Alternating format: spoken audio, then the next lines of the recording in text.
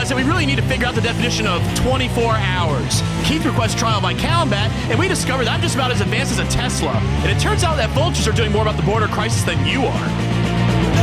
Son of a beep, beep, beep, beep, beep, beep, beep, beep. Robot lady, sound the alarm! Warning. The following podcast is another wasted hour. Warning. The following podcast is another wasted hour. Don't waste my motherfucking time! I like that I censored myself on my own show. We've not done that prior at all, but apparently tirades are very trendy right now. So we'll talk a little bit more about that and maybe have a few of them. But in the meantime, I need to let you know that the next hour of your life is going to be replaced with two ignorant, uninformed, ill-advised, self-deprecating morons ranting about opinions that they have no right to have, which are probably wrong and absolutely do not matter. Our goal here at Another Wasted Hour is to convince you that where we hail from, just outside Washington, D.C., is not just a city of politics and scandals, but one brimming with art, music, and culture and epithets. As impossible as that may seem. So listeners, now that you know why you're here, if you're tired of all of the blue pills, ladies and gentlemen, in studio, we have Michael from Red Medicine. How you guys doing? Hello, welcome. I'm glad to have you here. You've got a really cool, I guess we'll call it a concert series. Sure. The beginnings of a concert series. Yeah. The first ever launching of what you call Eskimo bands. Second. Oh, it's the second It's one. the second one. Oh, it's the second. Yeah. Is it annual? Is it biannual? It's none of those things yet. It is whenever we goddamn feel like having Yeah. one. Whoever will have us, we'll put a show on. Yeah. For Excellent. So you're going to be at Jam and Java down in Vienna, Virginia. Great venue, by the way, if you haven't been down there. It's Thursday, January 30th. I think the real exciting thing is for your entry fee, you get a lot in return. What's happening that night? We got 6 bands. Oh, goal. Playing from. That's a lot. That's a lot of bands. Each of them are going to be playing for a half an hour. So it's going to be a long night. It'll be like 7 to 11:30. So if you don't like one genre, you'll probably find another. Yeah, It's exactly. great. Yeah. And what does it cost to get in? $10 if you buy them before the show. $15 if you buy them at the door. So that's less than $2 a band. Awesome. That's a pretty great deal, right, Adam? I was just going to say that with that many bands and genres, instead of Eskimo bands, you should have called it Virginia Weather. So head down to Jam and Java Thursday, January 30th. Go check out 6 different bands. Can you list them real quick? Sure. Go. Let me try it. Sweet Pickles. 1, Dad Legs. 2. Red Medicine. That's you. That's me. It's kind of cheating. That. I like that you weren't first. You didn't. No, you didn't wasn't start me. with- Wasn't me first. So we also have the house you grew up in. 4. Oh my God, you're killing me. This is just get one right. Just get one right. Please God, just get 6 right. And Those other 2 bands. the other 2 bands. He doesn't like you. Yep, that's it. Just so you know. We're gonna he move on. does not I'm gonna care. shout out the names as I keep going. Just in the middle of Just the in the show, middle. you're like, oh, That's the one. it's the Partridge Family. Excellent. So 6 bands, 2 yet to be named. That's always very exciting. And you said it's a long night. Outback. There you go. Keep That's going. That's a steakhouse. You also brought us a track called Cheap Thrills and Cigarettes. We're going to play a little bit from that later on in the show. But if you're interested to hear Red Medicine and what they sound like, fast forward to the 1 hour mark of the show. You can take in the entire track and then spit it back out and come back and join us at the beginning of the show. And also, if you want to hear more music from Red Medicine and check out other possible Eskimo band shows, as well as their own shows, go to facebook.com/redmedicinrx because it's a prescription. That's right. Do they need doctor's orders to be able to come see you? No, it's over the counter for It's sure. over the counter. Excellent. Well, thank you for joining us. Earlier, as we started the show, you may remember I swore a lot.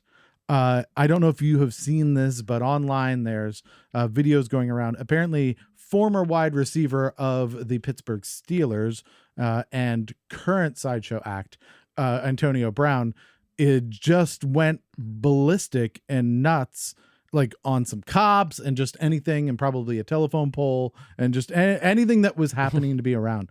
I didn't actually see the video. Did you see the video? Yeah, my friend was very excited to show it to me. It's all right.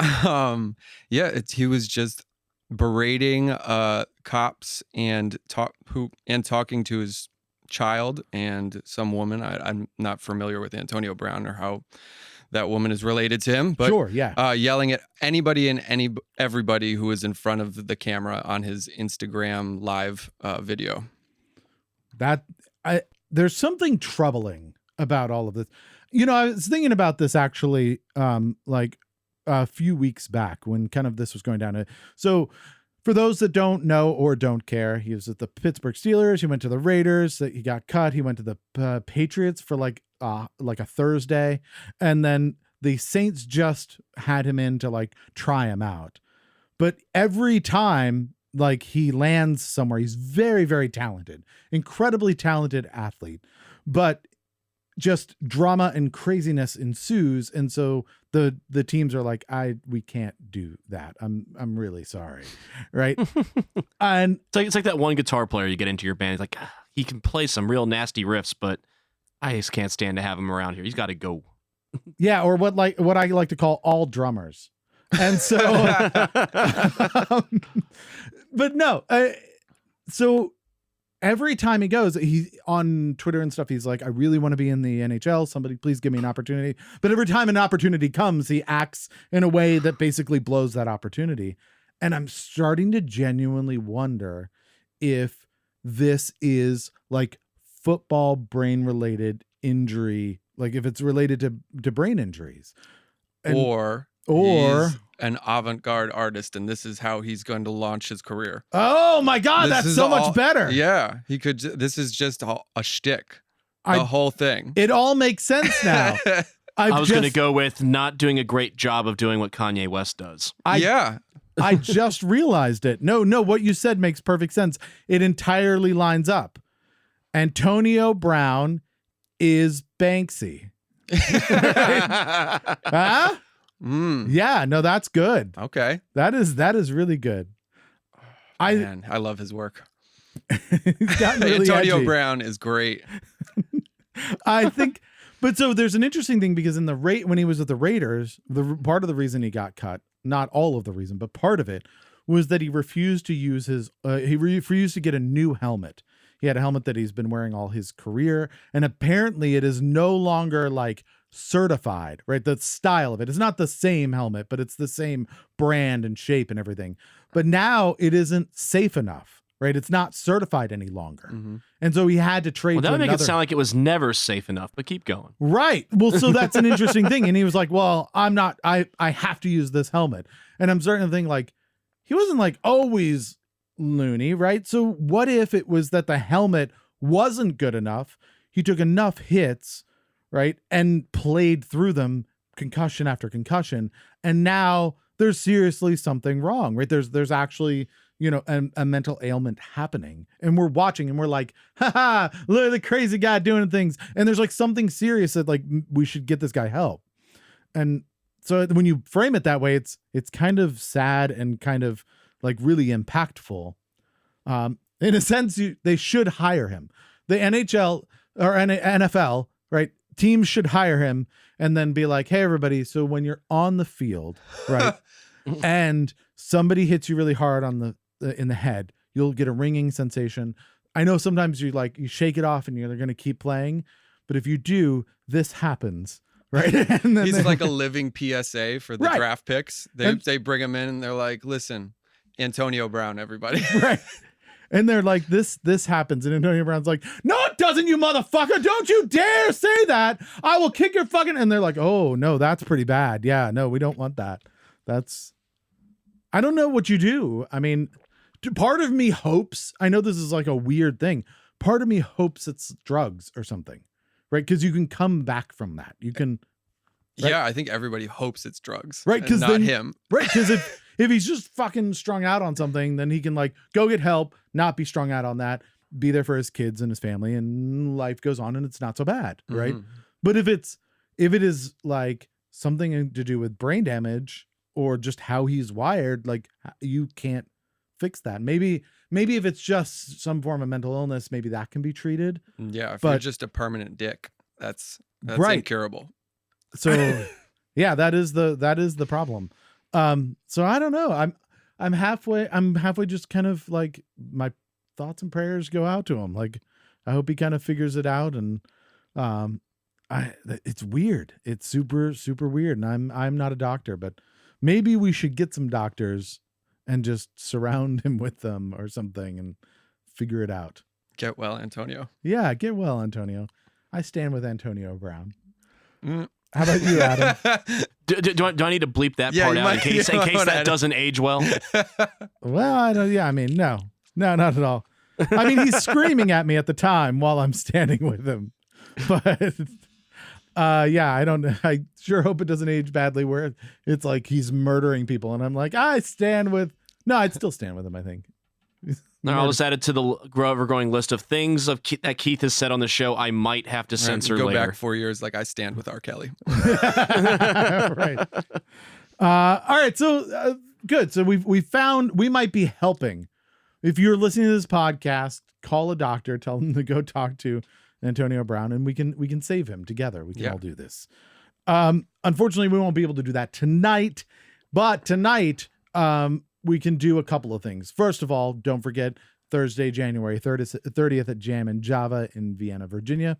Go check out 6 bands for the amazing price of probably like a kitten. Can you get a kitten for $2? How much is a kitten? How legal are you trying to go with this? Like, it doesn't have to be alive. Well, then, Like the price of a shitty Beanie Baby before they got valuable. Oh, that's good. Yeah. Yeah. So if you have crappy Beanie Babies, bring them to Jam Bring and them. Java. Trade them for a ticket. Yes. You heard it here. Michael has said that he will give tickets to people who bring no fewer than 5 crappy Beanie Babies to the show. Make sure those tags are laminated or they're worthless though. That's right. You don't want to make them non-collectibles. They do that themselves. And go up to facebook.com/redmedicinrx for more information.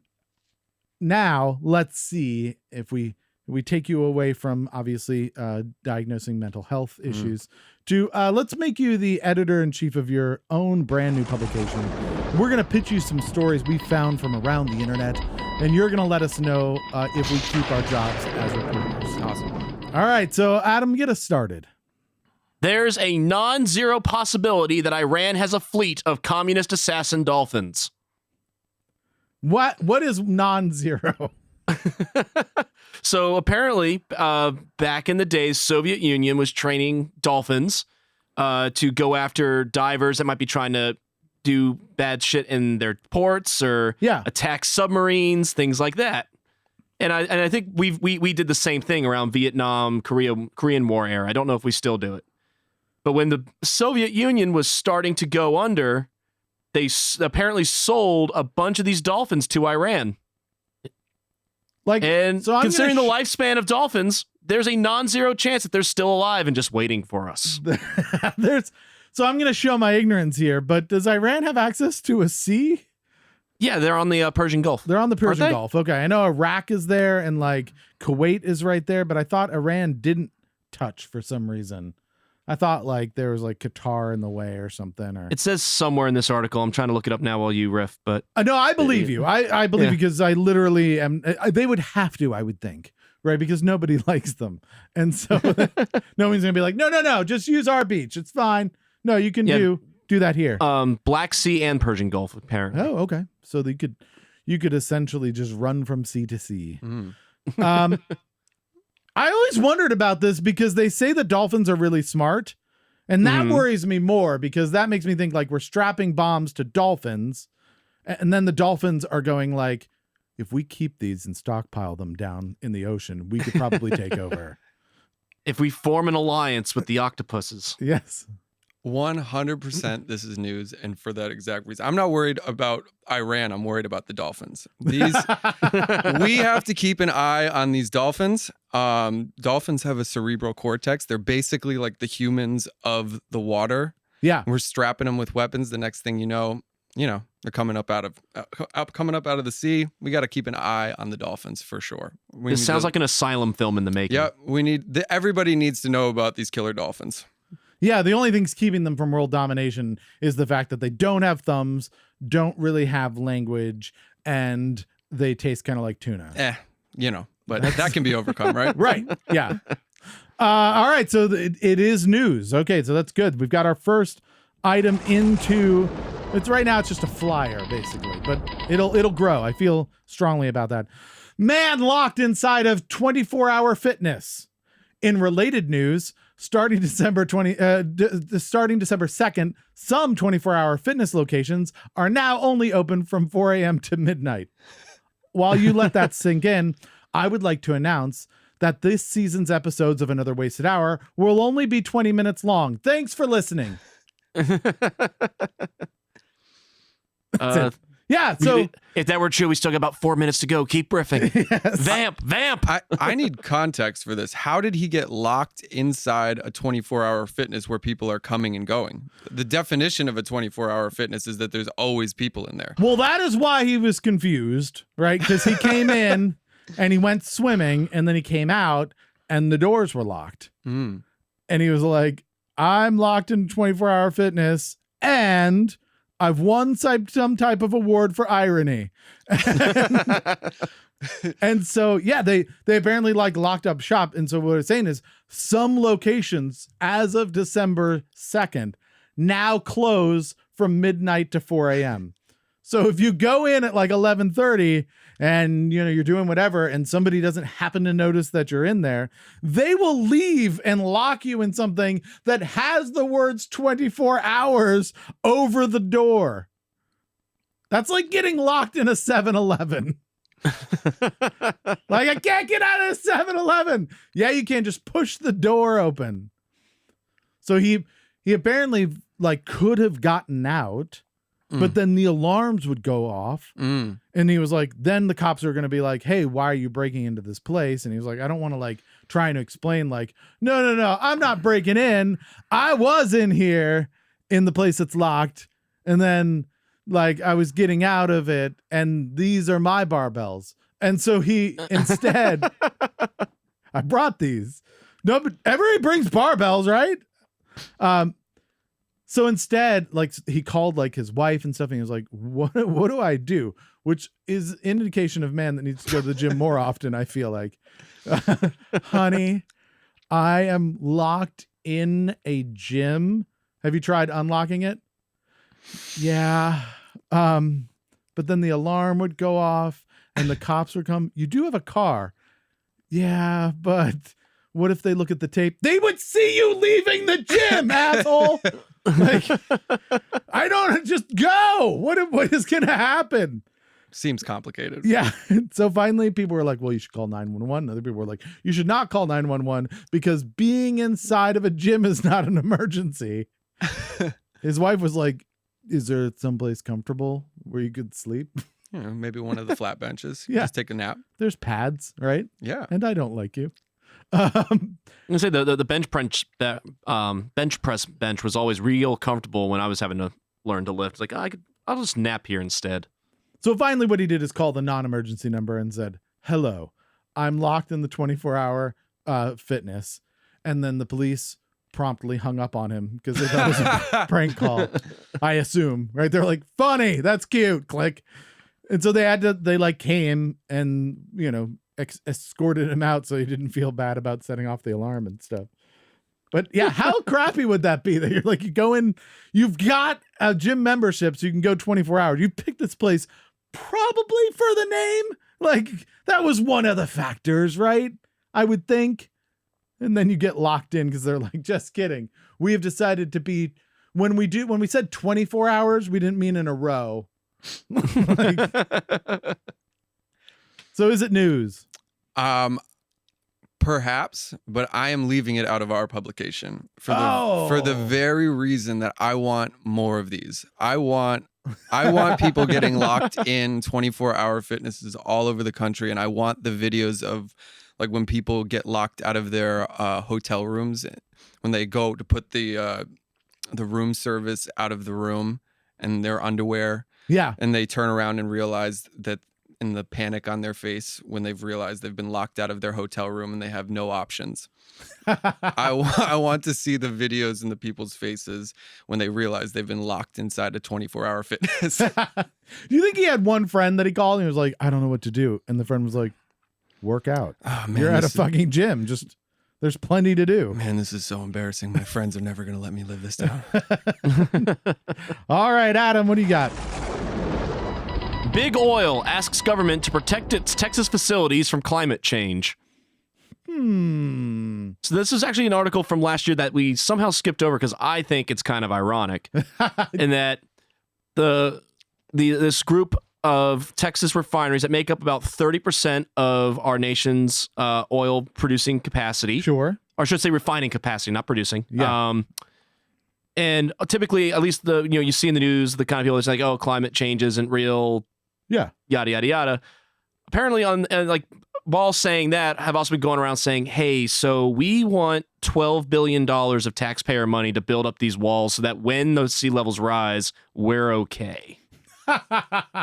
We're not saying that the seas are going to rise, but hypothetically, when they do, if they did, we would really like to build walls just in case. Are they saying that it's because of climate change, or are they just throwing their hands up like, hey, man, the oceans are rising, like you guys, I don't know what's going on, but this is weird. Did someone leave the tap on?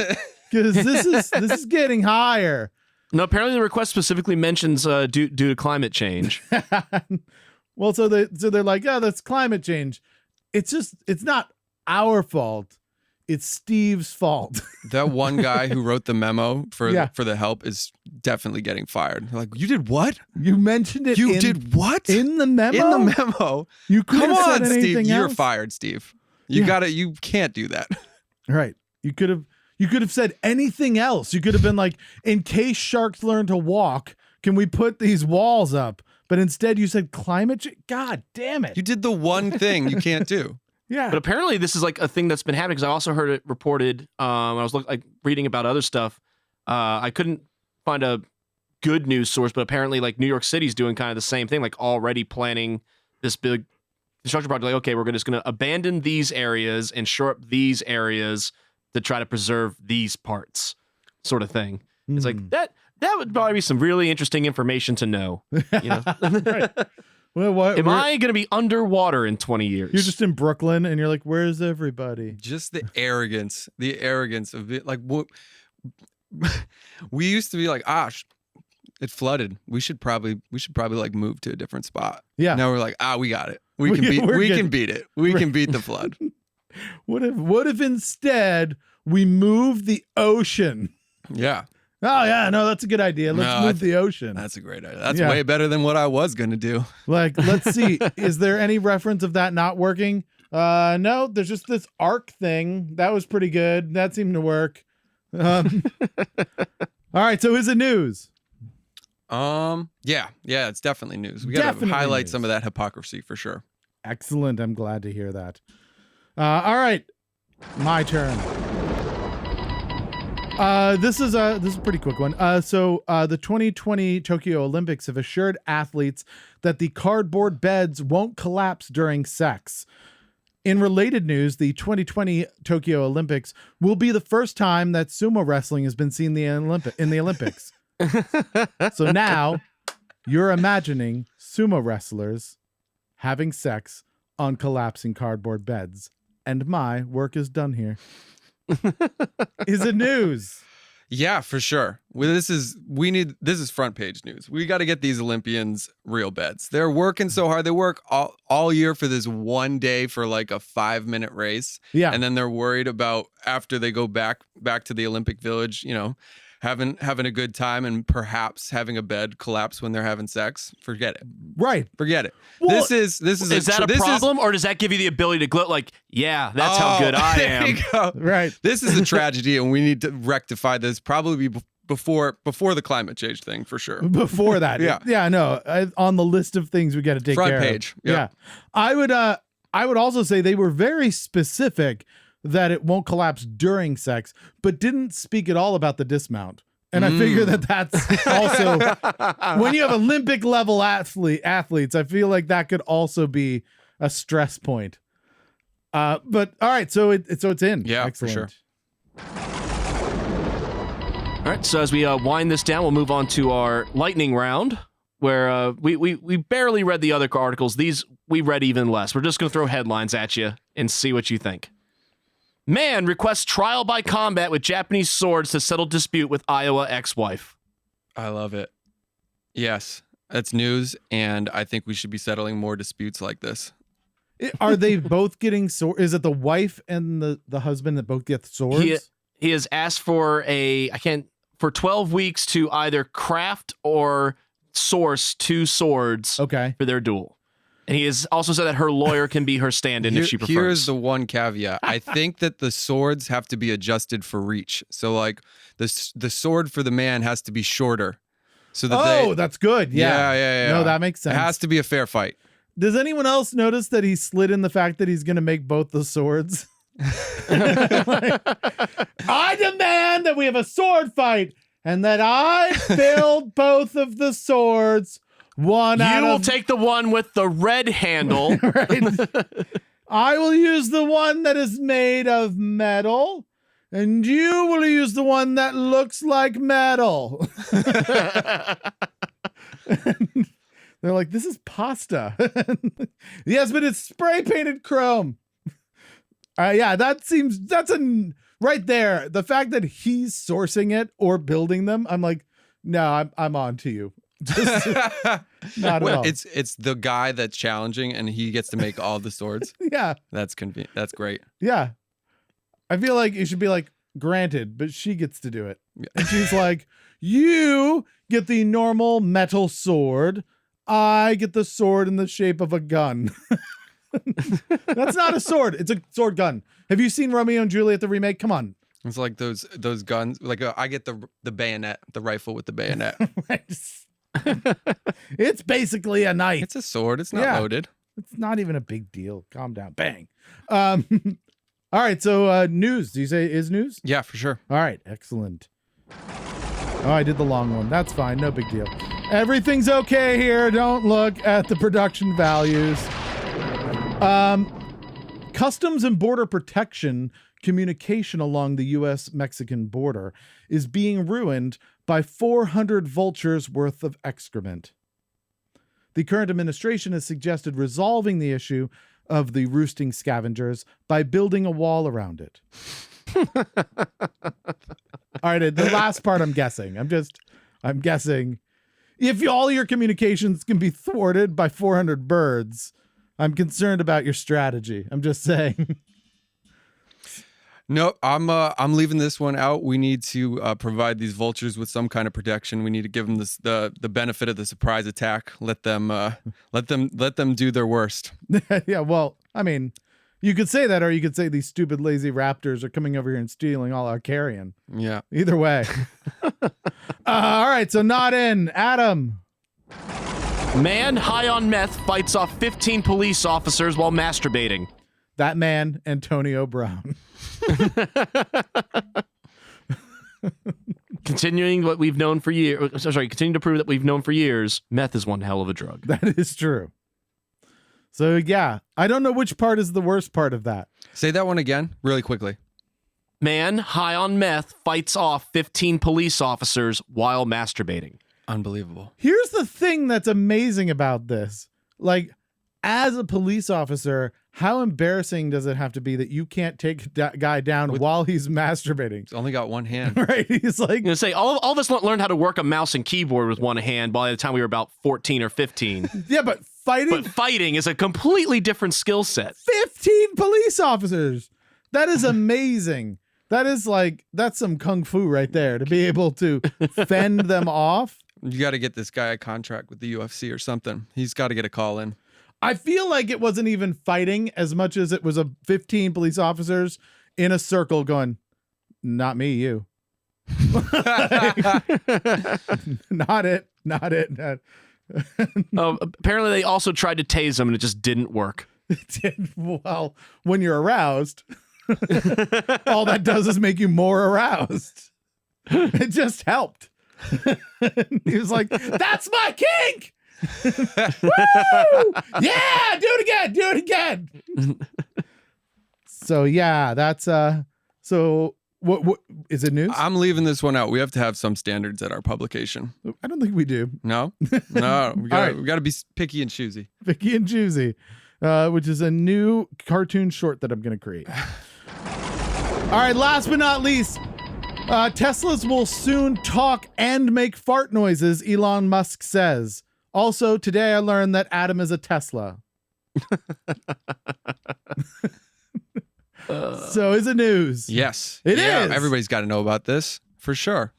Then you can harass anybody you know that buys a Tesla to do this at all times. I hope it's hidden, right? I hope it's not like you hit a button and it like makes fart noises, but that it listens for voice commands or something. And then what it does is it's like, its AI is like, I think he is on a first date. And then that's perfect. And just compared to what is available about him online, he is lying about his job right now. Right.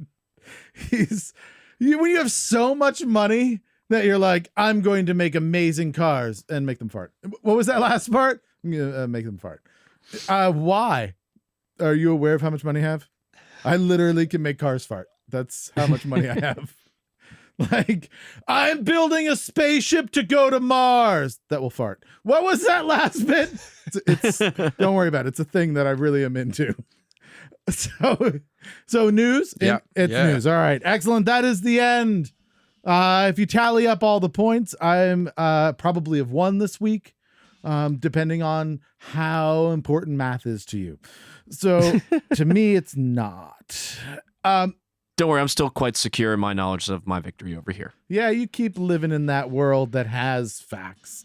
So let's talk about this this new track that you've got. It's called Cheap Thrills and Cigarettes, which I believe on this show we refer to as episodes. That's all we do here. And so what inspired this, other than the obvious? Right. So the song, when I write songs, I don't necessarily know what they're about until I finish them, but it seems like I wrote it around this idea of sort of loving the things that hate you and being drawn to things that maybe you shouldn't be, and choosing what to worship in life. Okay. And so that's kind of the theme that the song is written around. And we needed as a band to have some kind of thing out there, so we decided to hunker down in the basement and just start recording a demo, and this is what came out. And how long has Red Medicine been together? Less than a year. About a year, right. Probably now. You've already had 2 Eskimo band shows. That's right. In less than a year, you're creating a phenomenon that will be sweeping the area. That's right. Do you want to see 6 bands for just the price of Beanie Babies? You are in luck. Come to Eskimo Bands. And that's Thursday, January 30th at Jam and Java in Vienna, Virginia. What would you say are your influences in this? Like, what did you bring to this track? And was there an emulation there at all, or things that really affected you on a musical level? Definitely. I never think about it consciously when I'm making it. I'm sure that the influence is just kind of I don't hide my influences when I'm making music, like they're there on the track. I would say that when I pitch the track, I say it's like if the Black Keys and Nirvana had a baby. It's very grungy and has a lot of kind of screaming guitars in it. But right. I didn't think of that when I was sitting down to write. I wasn't like, oh, I should make this grunge track. It'll be great. It's just sort of how it came out as we were recording. Is that kind of the wheelhouse of your music in general? Like if people like that combination, are they going to enjoy kind of the whole set, or is that a kind of a unique combination that you have for this song and other songs kind of have more of other influences? Like, what would you say is the core of your music? I would say that's a pretty fair representation of our whole sound. This one happens to be a lot grungier than bluesy, but our the core of our original set is very bluesy. Okay, so kind of a grunge blues core, and then experimenting with different sounds and things outside of that, which a lot of bands do. That's great. How many songs have you put together in less than a year? We play probably maybe 7 or 8 original songs for sure. And do you do some covers? What covers do you do if you don't mind? We do like Hey Joe. We do okay. Yeah, so very blues oriented. Born Under a Bad Sign, you know. Okay. Yeah. So that sounds like definitely the wheelhouse, right? Yeah, for sure. If you can always tell something by the different covers that come out of. Mm-hmm. It's like, these are the things we really like and we want to do a version of. Yeah. So let's take a listen to this. So this is the track Cheap Thrills and Cigarettes by Red Medicine.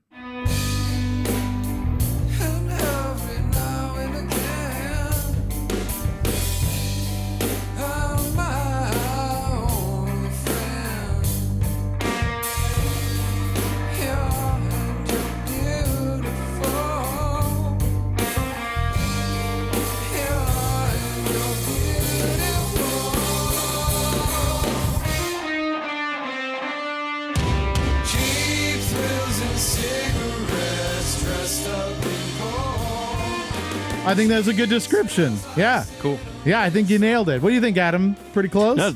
Yeah, pretty spot on. Yeah, I like it. We have a lot of bands that come in and it's like, it's very difficult to describe what we do. Right. And it's like, is it? Is it? Are you that? Are you like, it's probably music. We'll start there. And then you probably have. So I think it's refreshing when someone can come in and say, like, hey, this is the thing we really love doing and that we nail. Right. Mm-hmm. And then, like I said, artists are always going to go outside of that and experiment and try things. And that's really cool. But it's always nice to know like where your home is. For sure. And we're just kind of starting out. So, you know, you start out emulating the things you really like, and then you kind of move further and further to the fringes as you get more comfortable. Yeah. Find more of your own voice in it all. I think it's great.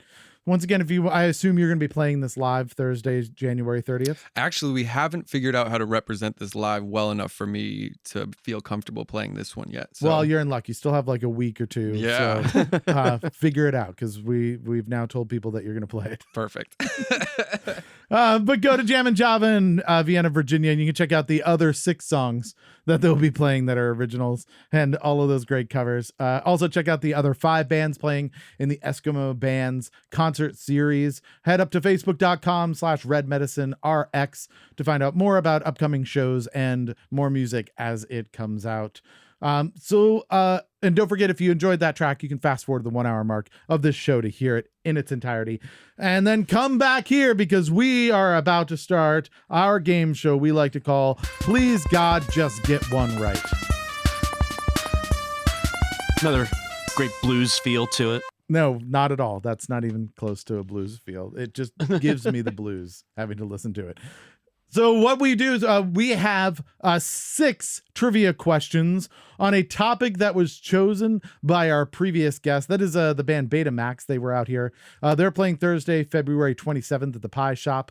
And they're doing a vinyl album release there down in Washington, D.C. You can go check out betamaxtheband.com to find out more of that. And you will have time to go to their show and yell at them if you don't like this topic. You could just stand in the front row and just flick them off and be like, I can't believe you guys. They'll be hearing about it for sure. Yeah. So you have 6 chances to get just one right. If you don't, that's okay. If you do, you get a prize. If you don't, you can take up that frustration and that pain and embarrassment, ball it up into a new category that you send to our next guest. So are you ready for your category? I'm ready. The category is Cheers. Fuck. The television show Cheers. Awesome. Yeah, you feel good? Sure. Every answer is just going to be Woody Harrelson. That's how I'm going to answer it. All right, Adam, get us started off. Before he was a bartender of Cheers, Sam Malone was a baseball relief pitcher for the Boston Red Sox. What was his nickname during that time? Skippy. I think that's close. Right? That's got to be it. It was Mayday Malone. Of course. So close. It basically same thing. All right. Cheers is where everybody knows your name. However, do you know everybody else's name? Name 4 of the 8 characters from the show who were in at least 100 episodes. We will assume that you're on a first name basis. Hutu. They had to go off to war. Yeah, that was very sad. Sarah. There's got to be a Sarah in there. There's no Sarah at all. Not even one. Not even the actors' names. I would give you the character or actor's name, and and Sarah is not. That is 16 different options. You've missed every single one. General George. He's one, right? No, there is a George, but not a general. Are you sure he wasn't a general? I'm quite certain he was not physically fit enough to be a general. I don't know. I think I know better. I think I know him better than you do. How many? That's 3. Yeah. How many do we have to do? 4. 4. All right, I'll get this one right. Got none. I got this one. Okay. Patrick. No, I almost should give it to you for not getting a single one. That is remarkable. Yeah. You had Norm. Norm. Norm. Everybody else. Norm. Frasier. Dr. Frasier Crane. Remember there was a spin-off show called Frasier? Sure. Okay, no. Sam, who was Ted Danson, played Sam. He's a fairly well-known actor. Kelsey Grammer was Frasier.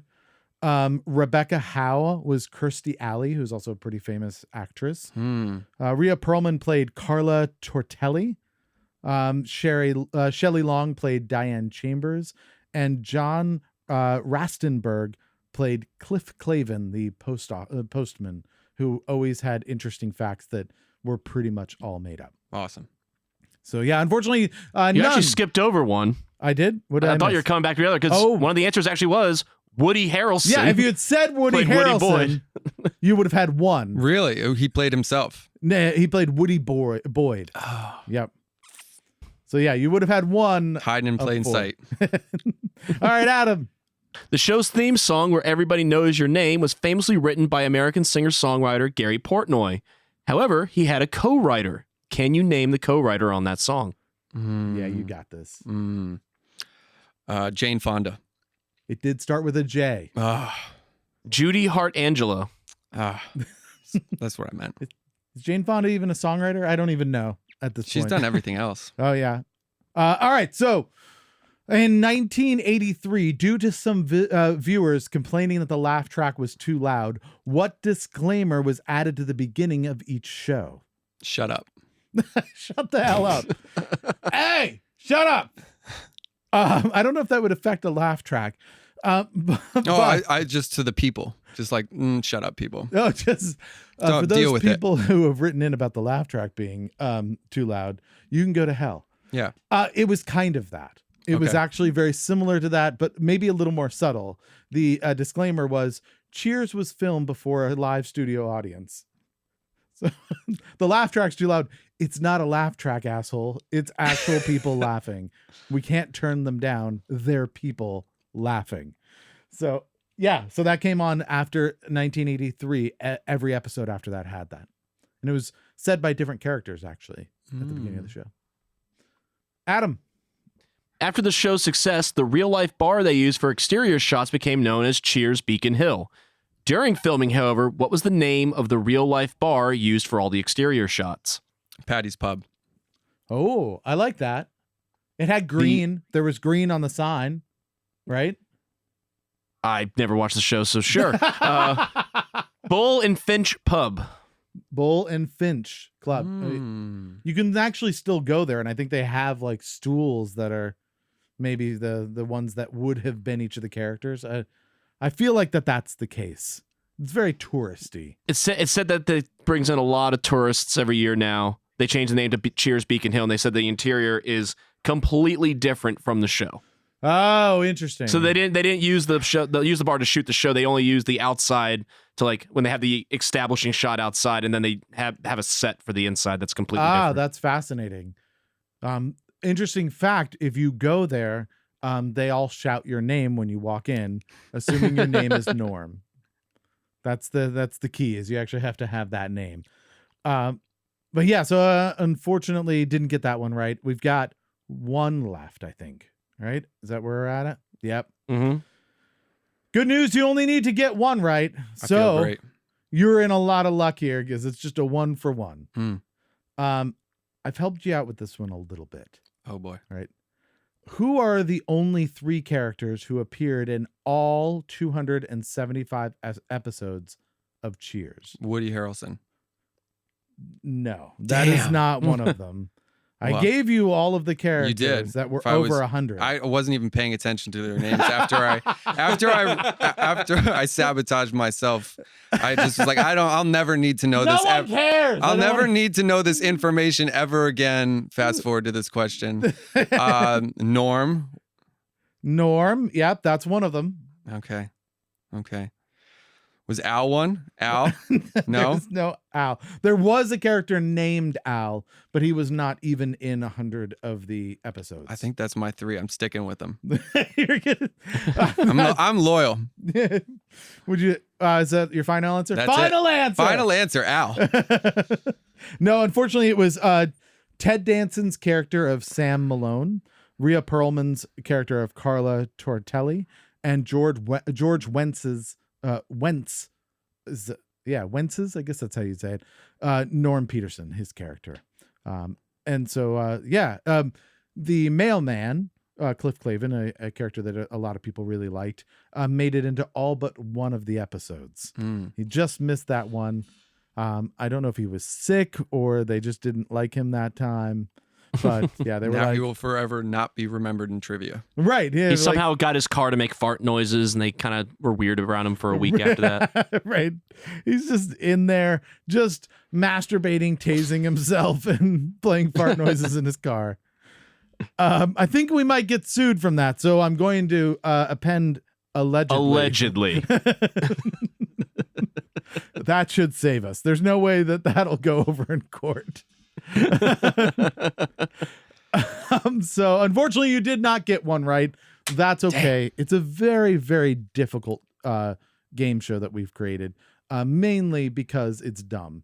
So you don't get a prize from our prize sack, but you do. I know it's very exciting, the things that are in there.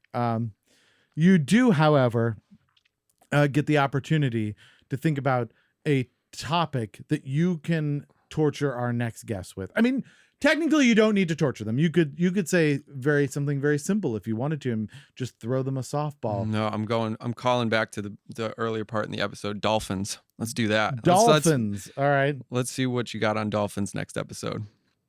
I'm thinking like it's just going to be we're going to all end up just doing things about dolphin bombs, but that's not the official one. But I feel like that's what we're going to end up doing. And all right, so if you'd like to listen in next week, you can hear 6 questions about dolphins. You can try and play along with us and see if you're able to, please God, just get one right. And don't forget, Betamax is playing Thursday, February 27th at the Pie Shop. They're doing their vinyl album release in Washington, D.C. Go to betamaxtheband.com. Find their email link, email them that it was a really, really dumb category and that Michael from Red Medicine is so mad at them.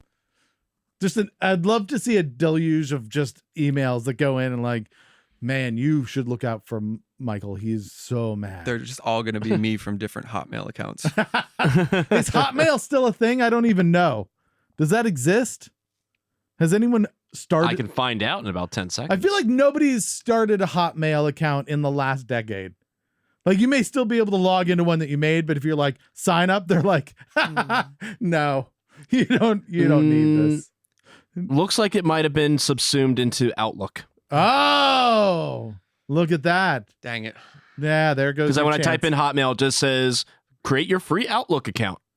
I remember when that was coming out and there was a competitor called email.com. And I was like, how does that not take off? Like that should own the entire market. And it like never did. It never had the backing, I guess, or whatever. But it seemed like, well, am I going to tell this like attractive woman, like, hey, you should drop me an email at Hotmail, or it should be like, email me at email. Like that's so easy to remember. But for some reason that never happened. I've been thinking about that Hotmail account. Yeah. I'm just imagining this world you've created where instead of exchanging telephone numbers, you exchanged email addresses at the bar. Yeah. Well, first of all, don't go to a bar. That's a terrible place. But everyone knows my name there. That if it's Norm, that's the key. Yeah, I don't know. I feel like exchanging. Have you ever given an email address to a woman? No.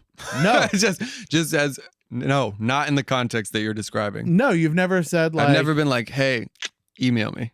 No? Never. All right. I feel like it's less threatening, right? Because you'd be like phone number. It's like, man, the things that you got to like go through to like, you have to block people or change phone numbers. Like it's very personal. I've had it for like email. I'm like, spam. Right. Like, and then I'm like, I'm not talking to that person anymore. Oh my goodness. Are they going to be able to track you down by your email address? No, they have no idea how this is related to me at all. It's like some server in California. It never says where my house is, where like the phone number, it's like your address and your billing information, like all that stuff. So I don't know. It feels like maybe it would be like the low key, like I could You're dig like warming this, but up like, to me. yeah, don't worry about it too much. What's the most low key you could go? I don't know. Would it be weird if you just gave them like a PO box number? Just drop me an actual letter sometime. Mail me sometime and I'll check it maybe twice a year. Yeah. Do you do postcards? Like, yeah, send me a postcard. I dare you to go to a bar and do that. Get a post office box, right? And then go and hit on women and be like, hey, I really enjoyed tonight. Drop me a postcard. And just pay for her drinks in gold coins. Yeah. Right. Exactly. And then just throw shekels onto the bar. That would be phenomenal. How great would that be? Like, they're like, here's the bill, and you're like, oh, I'll take care of this. And you're like, you pull out one goat, and you're like, this should cover it. All right, so let's move on. Let's figure out a little bit more about you. We'll find out what it is to be Michael from Red Medicine in a little segment we call Near and Far. See? That's what it's about. I understand. You understand. So we're going to find out a couple of stories from you. That's good. We're making good time. We've got, probably 6 minutes or so left. So near story, you said that something happened at the Hard Times open mic. Yeah. Or you had hard times at an open mic. It's one of the two. Yeah. Maybe both. So what's going on with that? When I was first in the area, and just kind of just getting into music, I would go to... When did you move here? Like 3 years ago now. Okay, so fairly recently. Fairly recently. Yeah. Yeah. I moved to Old Town and I would go to the Hard Times open mic there and, play my crappy music week after week. Talk about fart sounds. Go to a chili place at the open mic. And one day after one of my sets, the guy who ran sound there came. He was always this very unassuming guy. It was kind of like a dad, and he came up to me after one of my sets and tapped me on the shoulder. He's like, "Hey, Mike, what are you doing Friday?" I was like, "Nothing, Don. What's up? You want to come to my studio and record?" Yes. I was like, "Yeah, absolutely." And this guy that previously I thought was kind of this nerdy dad, he's like, here's my card. Just come by inner ear. I know where this is going. Yeah. Just come by inner ear. And I was like, okay, cool, man. I was like, this old guy wants to bring me to his studio, whatever. I'm either going to get a recording out of this or I'm going to end up having to tase him while he masturbates. One of the two. And I'm in both ways. So and I knew nothing about him. I knew nothing about inner ear. I never kind of listened to those Discord records when I was younger. Yeah. And so have you since? A little bit, but not much. But I went into the studio and I was just like, first of all, it's the first time being in a studio, so it was like it was a real studio. You're like, this isn't just a desk with a computer on it. Exactly. Yeah. And I walked in and just saw all the pictures and the people and the albums that he had recorded there. And I was like, who the fuck is this guy? Yeah. Who is this unassuming dad that's running sound at an open mic where 5 people show up every week? I'm like, what is going on? I felt like I was in Narnia. You just went through the wardrobe and now you're in a magic studio that's bigger on the inside than... Yeah. Unbelievable. And his studio is fantastic. It's great. It's fantastic because what I love about Inner Ear is it's a world-class studio. Like, it does amazing work. Right? It has a huge storied history, but it looks like your basement, right? Like, it looks like if your basement was like 5 times larger and had, $1 million worth of equipment in it. It like there's mannequins and just like crazy shit everywhere, and like it's just great. It's so like relaxing. You don't feel like you're going into this pristine like all hardwood like recording booth with the best like sound deadening. It just works, and it just feels like what the inside of your brain looks like. Yeah, it's like the space has memory. It just feels good to be in there. Mm-hmm. It's amazing. So I just, by happenstance, he asked me to record because he was doing a class he was teaching engineering to a student, and he just needed a subject. So Cool. I went in and did a song, and his goal, he said, was just to have me come away with something I could use, which at the time, yes, but looking back on it, it's terrible. No, that'll never see the light of day. His fault or yours? My fault. It was terrible. It was so bad. It was awful. The first time you go into a studio, that's always the case, because you're like, I'll just go in there and I'll just play my song, and then you're like, this is nothing like just playing my song. Well, I went in a little. I knew I needed to be prepared, so I demoed it before in my apartment, but it was still just a terrible song. Looking back on it, it wasn't anybody's fault besides me and my songwriting. And it was the first time somebody had kind of tapped me on the shoulder, and I'll never forget that feeling that this guy had no reason to do it. Yeah.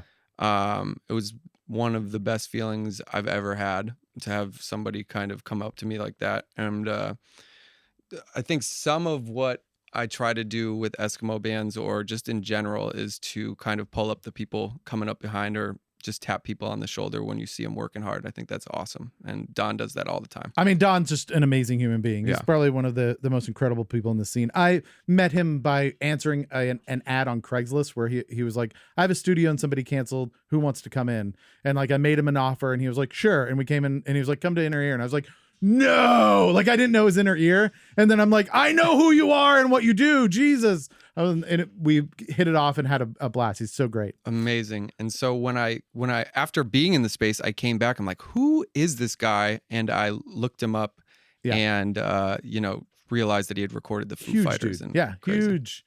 We have about a minute left. Oh boy. Is that enough to get in our next story, you think? Probably not. No, okay. You know what? We'll approach that the next time. Sure. And we'll just talk about Don, because he's amazing. He's amazing. So if you ever need something recorded, check him out. He's very, very cool. The thing I loved about him is we went in there and he was like, hey guys, so I was thinking like, I don't know, maybe we could just record to tape. And he's got this like 24 track like tape, and we're like, yeah, sure. Right. And we're like, definitely.